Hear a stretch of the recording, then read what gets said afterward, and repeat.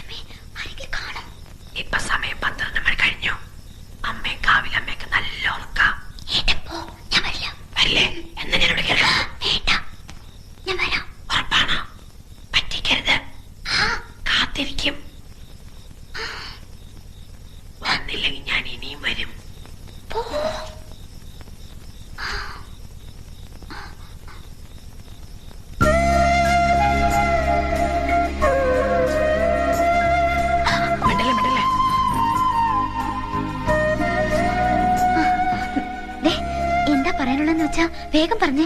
അമ്മ എണിക്കുന്നതിന് മുമ്പ് എനിക്ക് പോണം. അമ്മ എണിക്കണേ എനിക്കട്ടെ. ഒരു ഉമ്മ തന്നാ വിടാം. അച്ഛന്റെ കയ്യിലടിച്ച് സത്യം ചെയ്തത് ഓർമ്മയില്ലേ? ഞാൻ ചെയ്തത് കള്ളസത്യം. സത്യം ചെയ്യുമ്പോഴേ ഞാൻ ഇങ്ങനെ പിടിച്ചിരുന്നു. ഇങ്ങനെ പിടിച്ച സത്യം പാലിക്കേണ്ടെന്നാ. This is wrong promise. കഷ്ടം കേട്ടോ. കുട്ടിയുടെ പഠിച്ച് വലിയ ആളായ അതിന്റെ ഗുണം നമുക്കല്ലേ?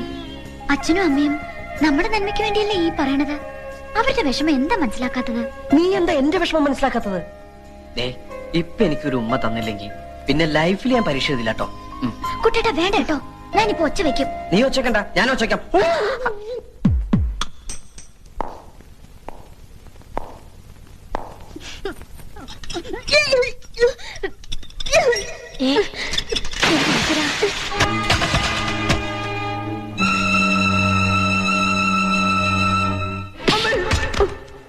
ഏതൊക്കെ വഴിയില എന്നെ തോപ്പിക്കാൻ പറ്റുക നോക്കി നടക്കുക അല്ലടാ. എന്താ അറിയാത്തതിനെ പോലെ നീ എന്നെ അറിയില്ലല്ലേ?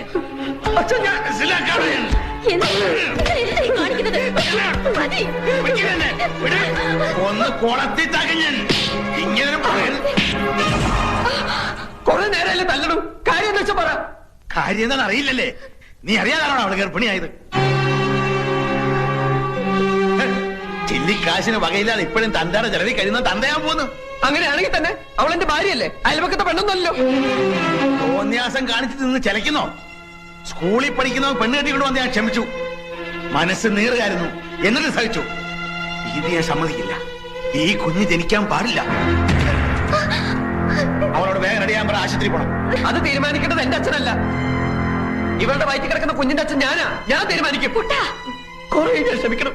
ഇത് പറ്റില്ല. എന്റെ കുഞ്ഞിനെ കൊല്ലണോ വളർത്തണോ എന്ന് തീരുമാനിക്കേണ്ടത് ഞാനാ, നിങ്ങളല്ല. എന്റെ കൺമുമ്പിൽ കണ്ടുപോലും എന്റെ വീടാ. എന്റെ ചെലപ്പടിക്ക് നിൽക്കുന്നവർ മാത്രം മതി ഇവിടെ. നോക്കി നിൽക്കാൻ ഇറങ്ങി പോടാ നായേ. നിങ്ങളുടെ ചൊൽപ്പടിക്ക് നിൽക്കുന്ന ഒരു നായ നിങ്ങൾക്ക് ആവശ്യം, അല്ലാണ്ട് മകനല്ല. അങ്ങനെ ഒരു നായായിട്ട് ഇവിടെ കിടക്കാൻ ഇനി എന്നെ കിട്ടില്ല. വേണ്ട, ഇറങ്ങി പോടാ. ഇങ്ങനൊരു മകൻ എനിക്ക് ജനിച്ചിട്ടില്ല ഞാൻ വിചാരിച്ചോളാം. ഇറങ്ങി വാടി നിന്ന് മോങ്ങാതെ. ഞാൻ വഴിയുള്ള ബന്ധം നീ ഇവരും തമ്മിലുള്ളൂ. അത് ഇന്നു പോലില്ല. ഞങ്ങളുടെ കുഞ്ഞിനെ വേണ്ടാത്ത ഈ വീട്ടിൽ ഞങ്ങളും വേണ്ട. വാടി. ഒന്ന് വിളിക്കൂ അവനെ. ഓട്ടടി, നശിക്കാനുള്ള ജന്മങ്ങൾ നശിച്ചേ തീരൂ.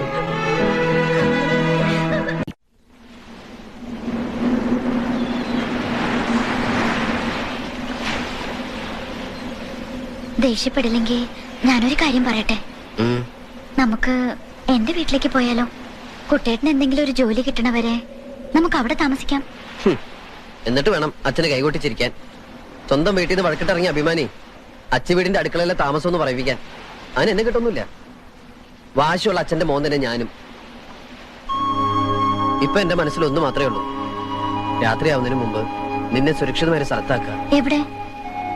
ഇവിടെ അടുത്ത് കന്യാസ്ത്രീകൾ നടത്തുന്ന ഒരു വർക്കിംഗ് വിമൻസ് ഹോസ്റ്റലുണ്ട്. അവിടെ നീ സേഫ് ആയിരിക്കും. അതിന് ജോലിയുള്ളവർക്കല്ലേ അവിടെ അഡ്മിഷൻ കിട്ടൂ? അതിനൊക്കെ പരിഹാരം ഉണ്ടാക്കാം. പക്ഷെ അതല്ലല്ലോ പ്രധാന പ്രശ്നം. കല്യാണം കഴിഞ്ഞവരെ അവിടെ അഡ്മിറ്റ് ചെയ്യില്ല. അപ്പൊ പിന്നെ എന്ത് ചെയ്യും? അതിനിപ്പോ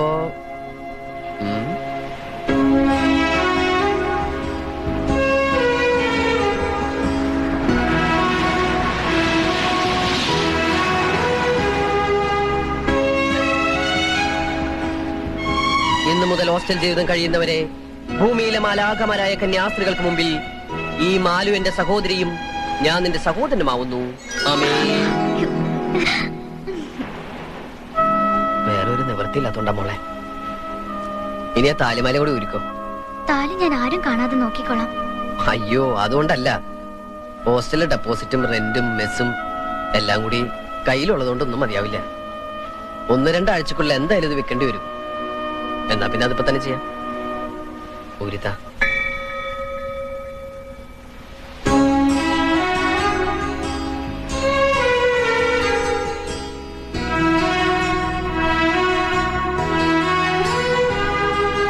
പരീക്ഷയിൽ ജയിക്കാൻ അമ്മ സരസ്വതിയുടെ അമ്പലത്തിൽ നിന്ന് പൂജിച്ച് കെട്ടിത്തന്ന ചരട. ഇത് താലി ചരടാക്കാം. അന്ന് കല്യാണത്തിന് താലി കിട്ടിയതൊന്നും എനിക്ക് ഓർമ്മയില്ല. ഇന്ന് മനസ്സമാധാനത്തോടെ ഈ ശുഭമുഹൂർത്തത്തിൽ കടലമ്മയെ സാക്ഷി നിർത്തി ഓമനക്കുട്ടൻ മാലുവിന്റെ കഴുത്തിൽ താലി കെട്ടുന്നു.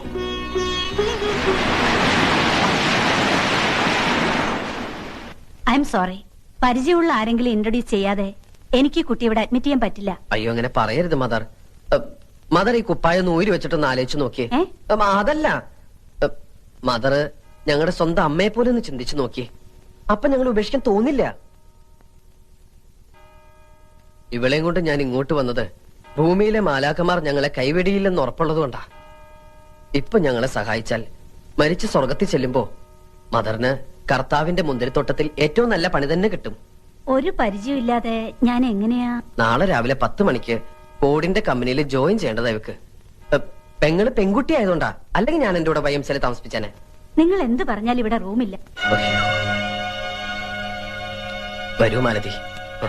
മുട്ടുവിൻ തുറക്കപ്പെടുമെന്ന് തിരുവചനം വിശ്വസിച്ചതാ നമ്മൾ ചെയ്ത ഏറ്റവും വലിയ തെറ്റ്. എത്ര മുട്ടിയിട്ടും തുറക്കില്ലെന്ന് വെച്ചാ ഇനിയിപ്പോ വല്ല ലോഡ്ജിലെങ്ങാനും പോയി മുറിയെടുക്കാം. അല്ലാതെ ഇപ്പൊ എന്താ ചെയ്യാ? നാളത്തെ പത്രത്തില് യുവാവും യുവതിയും കൊല ചെയ്യപ്പെട്ടു, യുവാവിനെ കെട്ടിയിട്ട് യുവതിയെ പീഡിപ്പിച്ചു എന്നെങ്ങാനും വെണ്ടയ്ക്ക് അക്ഷരത്തിൽ വായിച്ചാൽ ഞങ്ങളെ അറിയില്ലെന്ന് മാത്രം മദർ പറയരുത്. വരൂ മാലതി. Excuse me. വാതില് തുറക്കാൻ പോവാ. തൽക്കാലത്തേക്ക് മറ്റൊരിടം കിട്ടുന്നത് വരെ ഇവിടെ താമസിക്കാം. നാളെ ആരുടെയെങ്കിലും റെക്കമെൻഡേഷൻ ലെറ്റർ കൊണ്ട് തരണം. ലെറ്റർ ഞാൻ എത്ര വേണേലും കൊണ്ടുതരാം സിസ്റ്റർ. ആ സിസ്റ്റർ, ഈ കുട്ടിയെ വാസന്തിയുടെ മുറിയിലേക്ക് കൊണ്ടാക്കിക്കോളൂ. വരൂ. പൊക്കോ, ധൈര്യമായിട്ട് പൊക്കോ. ഏട്ടൻ നാളെ രാവിലെ വരാം.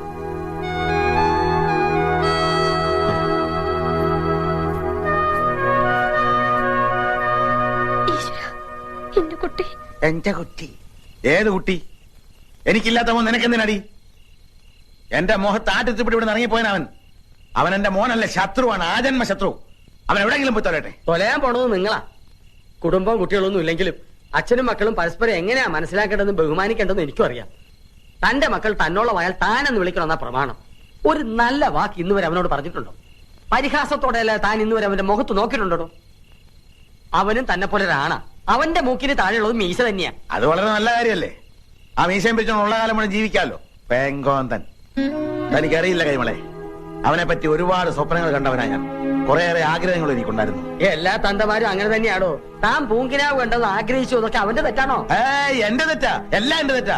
ഓരോ ഇയാളൊരു കാര്യം പറയുമ്പോ ഇങ്ങനെ ഒറ്റ ഇരട്ടയും പറഞ്ഞിരിക്കാണ്ട് മാഷെങ്കിലും പോയി അന്വേഷിക്കണുണ്ടോ? പെറ്റ വയറിനെ അതിന്റെ തെണ്ണ അറിയൂ. മിണ്ടിപ്പോരുത്, എഴുതി തള്ളിതാ ഞാൻ അവനെ. ഓട്ടെ, എവിടെ പോകാനാ? ചെമ്മീൻ തുള്ളിയാ ചട്ടി വരെ. ആ പെണ്ണിന്റെ കയ്യിലും കഴുത്തിലും ഉള്ളത് വിറ്റോ പണയം വെച്ചോ നിന്ന് കഴിയുമ്പോ കോടിച്ചി പട്ടിയെ പോലെ കയറി വരും അവൻ. അതെനിക്ക് ഉറപ്പാ. ഇന്നല്ലെങ്കിൽ നാളെ ഞാനത് കാണും. അവന്റെ തന്തയാ പറയുന്നത്. ആ തന്തയുടെ മോൻ തന്നെ അവനും. ജീവിക്കാൻ നിവൃത്തിയില്ലാതെ വന്നാൽ ഒരു കൊടിച്ചിപ്പട്ടിയെ പോലെ തന്റെ മുന്നിൽ വരണേലും ഭേദം ഒരു മുഴം കയറില്ല ജീവനം ഒടുക്കിയാ മതിയെന്ന് അവർക്ക് തോന്നിയാലോ?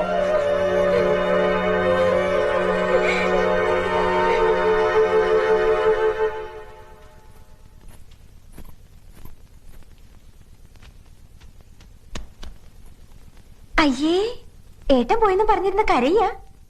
നാളെ ഫോർഡ് കമ്പനിയിൽ ജോയിൻ ചെയ്യേണ്ട ആളല്ലേ? നാണക്കേടാണ് കേട്ടോ.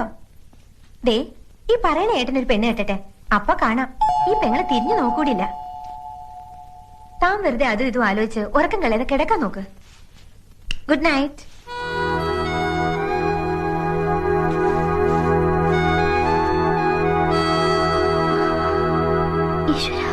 രക്ഷിക്കണേ.